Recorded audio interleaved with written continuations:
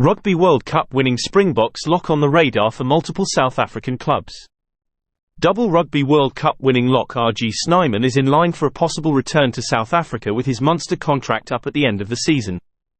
Snyman joined Munster in the summer of 2020 but has struggled with injuries throughout his spell at the Irish province and is set to depart the side when his contract comes to an end at the end of the 2023-24 season. His injury woes have not subsided either, having sustained a pectoral muscle injury in the World Cup final victory over New Zealand that will keep him on the sidelines for 4 to 6 months. Clubs line up to sign RG Snyman. With Snyman set to depart Munster, several clubs will be eager to secure his services despite his recent injury record.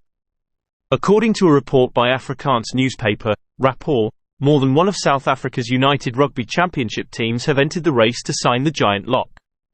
The publication did not specify which of the franchises were interested, just that they are scrambling with overseas teams to sign the 28-year-old. The Sharks, who are backed by us investors, would likely be one of those sides, despite having a plethora of Springboks on their books already.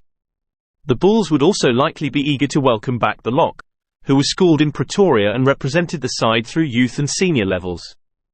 The Stormers and Western Province are still under SA Rugby's administrative control, but having secured private equity from the Red Disser Consortium, they could fund the signing of Snyman, particularly after lock Marvin Orie departed for Pepinian after the World Cup. However, the South African sides will need to fight off the interest from European and Japanese clubs. Snyman has had several stints in Japan with Honda Heat and could return to the land of the rising sun, while multiple French top 14 clubs will certainly be interested, too. Jean Kleyn and Snyman to depart Munster. As for Munster, they look set to lose both Snyman and Jean Kleyn at the end of the season. When Kleyn made his Springbok debut earlier this year, he was no longer eligible for Ireland, and the chances of the side retaining both World Cup winners beyond next season was always going to be highly unlikely. Munster head coach Graham Rowntree confirmed that they are in talks over a contract extension with Kleyn, who is courting interest from top 14 club Lyon, but added that it was going to be a challenge to keep him. We knew, all parties knew, that it was going to be challenging keeping a hold on him, but those contract negotiations are ongoing, and I can't really comment any more on them, Rowntree said.